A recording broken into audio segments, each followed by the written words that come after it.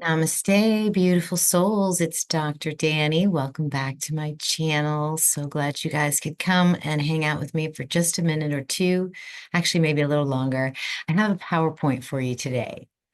Um, every month, I put out a little public service announcement right around the time when the tropical seasons change. It's the same time every month.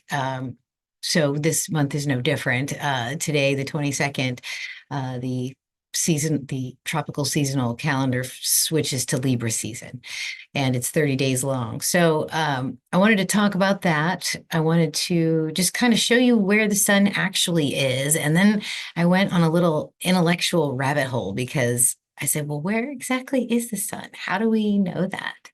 So I just started Googling, how far away is the sun? Okay, good. Got the number. How do we know how far away the sun is? And then I got this really convoluted answer. So I wanted to kind of take you through that process, just as a fun little intellectual exercise. And then I want to talk about where the sun actually is in our constellational skies, talk about that energy a little bit, and talk to you about why some of these systems of calendars sort of confuse us. Everything, if we go under the idea that everything is a reflection and that we're using only a small part of what's available or what's actually there, then the clues that we have to go on in order to discover our place in the universe are quite interesting. And it really opened my eyes today. So I would like to take you on that journey with me. Before I get started, just give me a thumbs up if you like my videos. Please subscribe if you're lurking. Couple of announcements. The Uranus class, October 4th, we're rolling that out live with Michael Hartigan with One Sky Astrology. You get a meditation, you get a mind-blowing teaching, and it all goes to a good cause. So the link for that is below. Please sign up and join us. It's going to be really fun. And then also join the Fellowship of 13 Signs. And then Tuesday of this week, I'm going live with Michael. We're going to brainstorm about the Uranus class live with you guys. So I hope you join us. All right, let's I have a PowerPoint for you. This is so exciting. Let me share my screen. All right, so let's get into this. So where exactly is the sun? Why do we care? Well, I saw this image and I just love the way this person sort of almost has control over their own planets. Like they're monitoring and they're, checking the vibration. And it just felt very appropriate for why we do what we do. So, like I said, when we opened up the video, this I did my, monthly public service announcement because I wanted to show people, it's the sun's not in Libra. It's not Libra season. If your baby's born right now, they're not technically a Libra. So, I get a little cheeky, but it makes people laugh and, gives them something to share and look at. And this is today. This is September 22nd of 2024. And this screenshot is from stellarium-web.org. And so I'm looking at this image and I'm like, I mean, this is kind of like photographic proof, but it's not like I can take a picture of the sun for real and show you like what constellation it's in. So then I began asking myself, well, how do I even know that, right? So I wanted to kind of look into what were some of the scientific methods on how they measure the distance between, say, for example, the Earth and the Moon, the Earth and the Sun, Venus and the Sun, Venus and Earth, all these things. How do we know this? And because it comes from calculations that are then put into these computer programs to generate these images to give you a graphical representation of what it is in sky. So I am not illusioned by what I'm looking at. I know that this is a computer generated image of the sun in the constellation of Virgo. But the sun has only been in Virgo since the 15th for about a week, okay? And we have a long way to go. We are going to be in Virgo season until the 4th or 5th of November, okay? This is a long sun transit. And so I know those of you that are intuitive felt the shift a week ago. I know you felt it. You all told me. You reached out to me. You said, whoa, that was crazy. What just happened? Well, the sun went from fiery Leo to earthy Virgo. And if you weren't grounded, if your spirit was still on fire, you got grounded. And that's fine. It was perfect.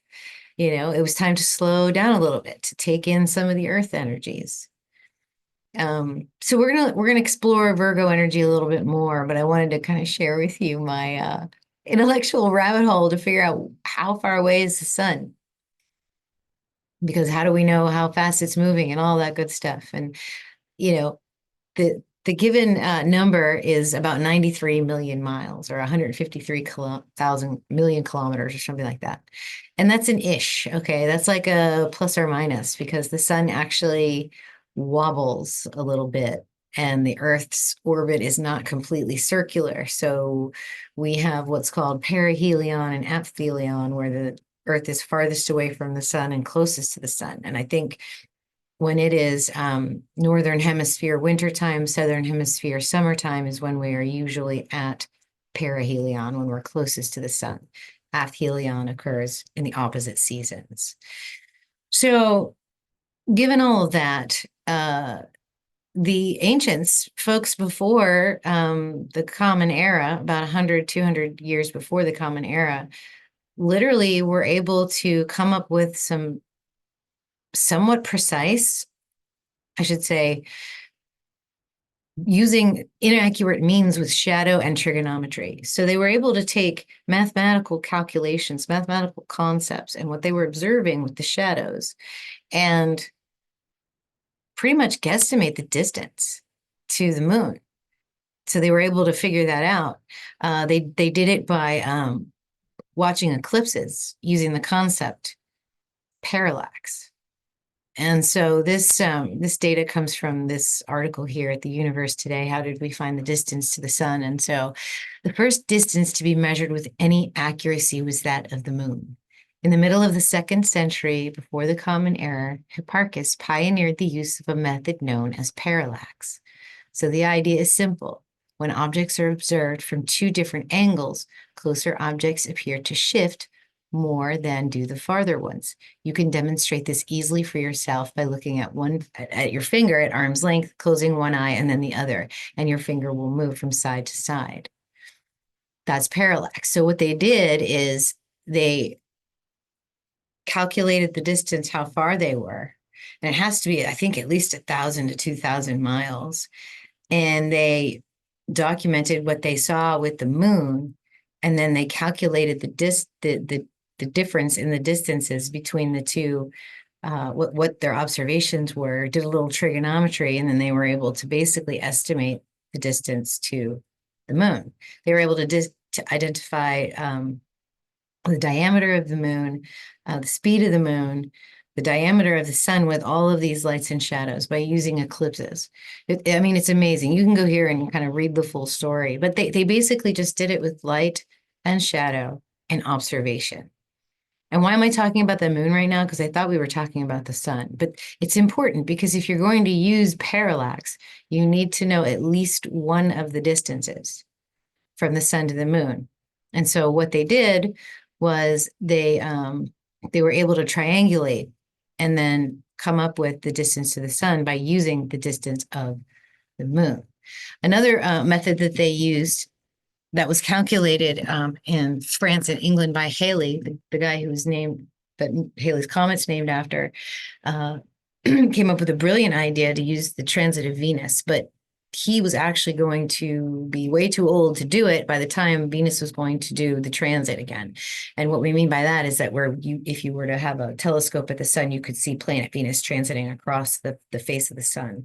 That only happens about every 50 years. So he had just passed one. So he like calculated and came up with all the different things that they needed to do in order to use Venus parallax to measure the distance to the sun. And they were able to pull it off somehow. And then, boom, they came up with 150 million meters. And that's pretty close to the 153 million meters that we know today.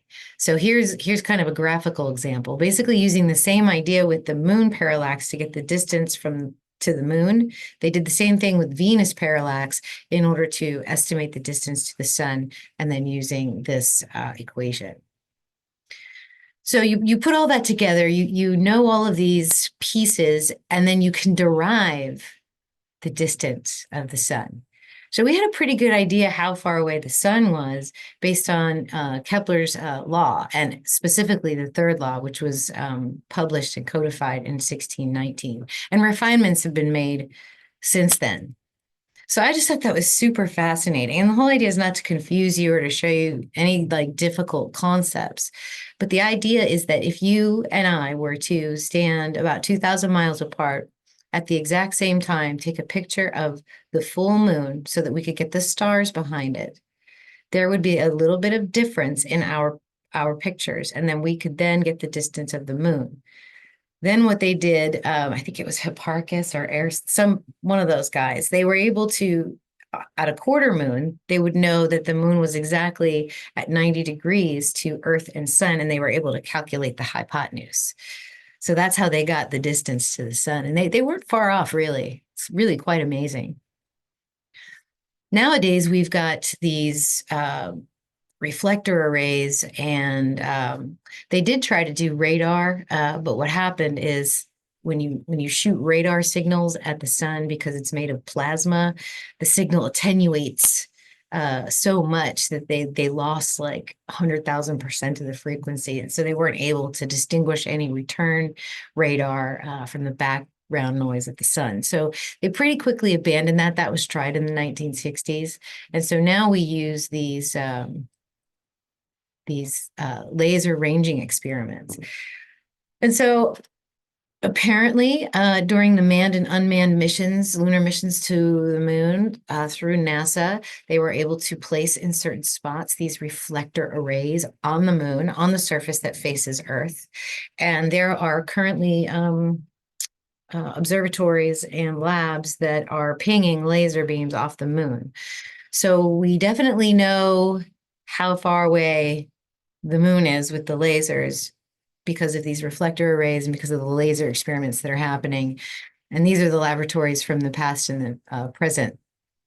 So I guess there's about 4 that are still working according to Wikipedia. And they're placed here. So these 14, 15, and 11 were Apollo. Those were apparently, presumably manned missions. And then these L's were robotic missions. So these reflector arrays, we can beam, these labs will beam laser beams to it, and then we'll get a signal back. And so the speed of light, which we know to be like light years. So for example, that's, you can also go down to light minutes and light seconds. If you take the time interval it takes for that signal to return and divide it by the speed of light, then you get the distance. Or divide the speed of light by that time interval, then you get the distance. So that's how they do it. That's a pretty accurate way of measuring the distance to the moon through the ether that we're working in. And then with that and parallax, you can determine the distance to the sun. But they really haven't been able to like bounce anything off the sun. It's all geometry when we actually figure out where the moon and not where the moon, but where the sun is. Those Venus transits were helpful. The next time Venus does that, I think, is like 21 something, because the last time she did it was 2012. So then there's this other cool thing I found. If you want to do some cool experiments with sunlight, you take a mirror and you reflect direct sunlight onto a dark wall or backdrop, and then you measure the orb of light that you are reflecting onto the wall. So let's say it's like 2 inches or something like that. And then you maybe draw a line on your dark wall. You can sit there and wait for the reflection of the sun to transit over that line. And once it completely crosses the line, you measure how much time that took. So the time with the distance that you measured, which would be 2 inches, plus the distance from the mirror to the wall, gives you the diameter of the sun. I mean, it's crazy. And then you can also determine the distance of the sun if you know its diameter. So that's, you can use the mirror to do that. But I just thought that was so interesting, right? Like, so it's all calculations, it's all derivations, it's all reflections of light and shadow. Okay. So we're seeing light in a whole different way now, aren't we? Like this sunlight. What is the, I mean, I could go, I don't even want to go into what is the sun, but its light has these properties, right? It has a certain speed to it. It has a certain reflective quality off certain substances, and that informs us of what we're dealing with here in the field. And so that is our best source of information because it is what we see. Okay. That's what we rely on a lot when we're making observations in the sky is our observations with what we actually can see, either with assisted seeing through lights and shadows or with magnification using optics and glass. We are bending the light, we are trying to stretch it and see how we can look at the universe in different ways, how to measure and calculate and analyze what it is we're in and why we are in it. And so for me, the reason that I put out these monthly public service announcements about the sky is because sometimes just the pure light of the sun is what we need. No filters, no blockages, no interpretations.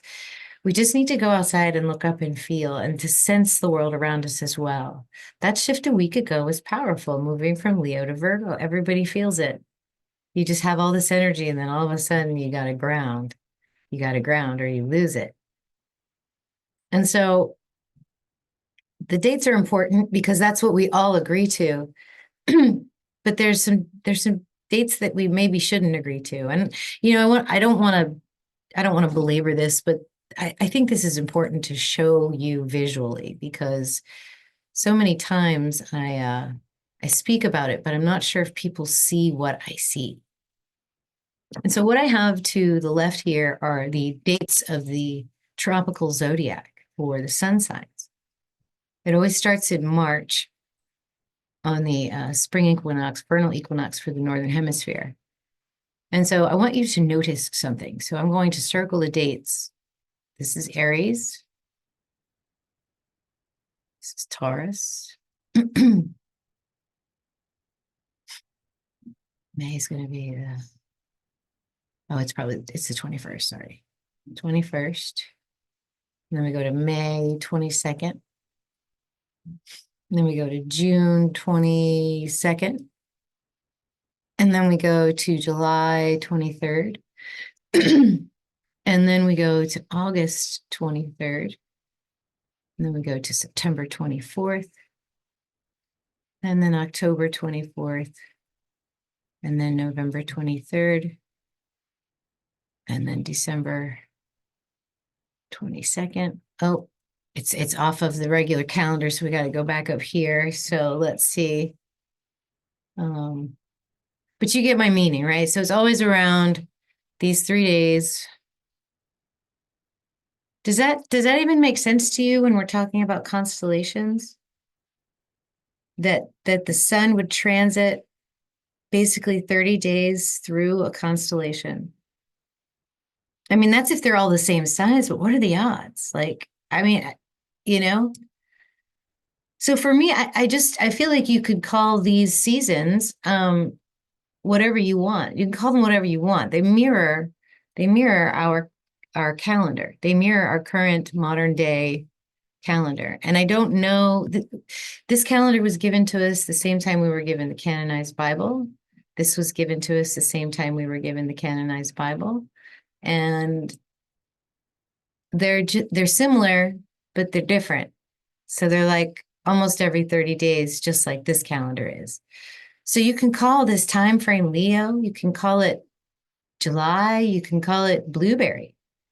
It really is just another like filter on top of the sky. So, there's your sky. And now you have this on top of it, plus this on top of it. Can you even see the beauty behind it? Can you even see Virgo rising, standing with the sun at her shoulder and Venus in her sacral chakra? No, you can't, because you have this to translate and you have this to translate. Okay, so even though this is a computerized generated image of the stars, this is what's happening. And we have all those fancy lasers and satellites and parallax and geometry to at least orient ourselves within a framework that a lot of people understand and all can use. Just like this calendar is a framework that everybody can use. This one just confuses people because are you an astrologer, an astronomer, or a numerologist calendrical person? It's time for this to be over here and to be used as knowledge, like the traditional books of the Bible. But now it's time to incorporate the other books that are missing. What is missing from this picture? And it's the 13th sign. It's Ophiuchus. It's where things actually are. This is our connection to our inner selves, these stars. It shows us the mechanics of what's going on within our own souls and within our own lives and within the collective. So that's why we do this, and it works. It's the magic of astrology. So it's all about timing. And this Virgo season lasts from September 15th to November 4th. And here are some of the highlights. I just wanted to kind of go through some of these with you so you can be excited and engaged and enjoy Virgo season. So the sun entered Virgo on the 15th. On the 17th, we had a full Pisces moon lunar eclipse. The equinox is today. Mercury enters Virgo tomorrow. There's going to be a very special eclipse on the 2nd of October. It's a Virgo new moon solar eclipse at the lunar south node with a conjunction to Mercury. This is a powerful, powerful energy. Let's take that analytical, intellectual, spatial, geometrical understanding of how the universe works. Virgo energy into matter, matter into energy, the gestation. Let's take that gestative energy and start these 3 new cycles with positive intentions, with high vibe energy. Let's stay away from fear, stay away from anger, stay away from victim mentality. And then if you can at least do that, then you're in a place where you can imagine what your perfect world might be like, just kind of sit in that imagining. And then eclipses are always pattern breaks. Change something, do something different, and then forget about it. And then watch what happens by the end of the year. This is a very special eclipse, my friend. Venus will enter the stars of Libra on October 3rd. Jupiter will station retrograde in Taurus on October 9th. Pluto stations direct in Sagittarius on October 11th. Get ready for that. Get ready for some external shifting. The second full moon of Pisces is on the 17th of October. And then Venus enters the Scorpio and Ophiuchus stars on the 19th of October, conjunct asteroid Lilith. Mars will enter Cancer on October 20th. Mercury enters Libra on the 22nd of October. Virgo's second new moon is on October 1st. And then the sun enters Libra on November 4th. So that's what I wanted to share with you guys today. That was a fun little exercise for me to figure out that. I always kind of took some information for granted, but recently I've just felt like asking why more. Why do we know that? How do we know that? Why do we know that? And it's been super interesting. So I hope you guys enjoy the rest of Virgo season. We still have a long way to go. I will let you know when it's time for some Libra energy. All right, my friends, I'll talk to you soon. Namaste.